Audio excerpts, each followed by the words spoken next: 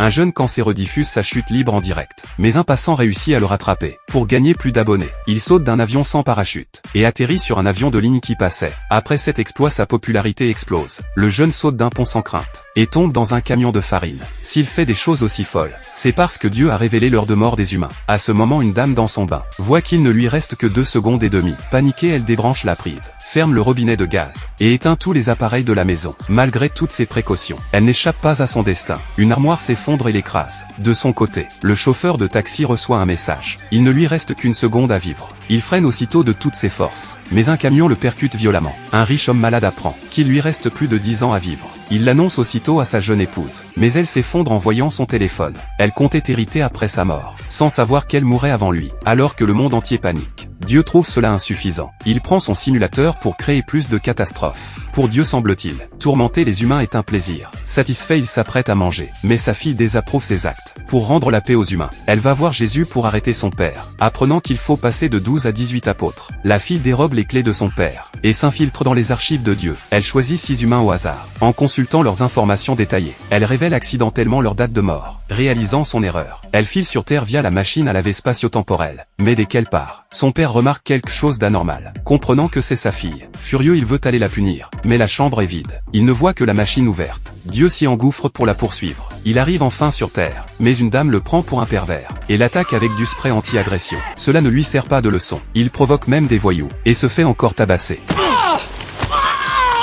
Dieu, épuisé par ses tourments, veut retourner au ciel pour se venger. Mais la machine a été remplacée. La fille a déjà trouvé 5 apôtres. Alors qu'elle cherche le 6e, elle tombe sur son père en piteux état. Les deux s'enfuient aussitôt et utilisent leur pouvoir pour traverser la rive. Dieu, furieux, veut les poursuivre, mais oublie qu'il est maintenant un simple mortel et plonge dans l'eau glacée. La fille trouve enfin le 6e, qui veut porter une robe avant de mourir. Sans hésiter, la fille lui fait porter la robe avec fierté. Le garçon, comblé, se rend à la plage pour mettre fin à ses jours. Mais à ce moment précis, un avion hors de contrôle fonce vers la plage. Alors que tout le monde panique, la mère, qui fait le ménage au ciel, redémarre l'ordinateur par accident et fait disparaître le compte à rebours. Elle transforme le monde à son image, alors que le monde entier célèbre. Dieu cherche toujours la machine, sans savoir qu'il ne pourra jamais revenir.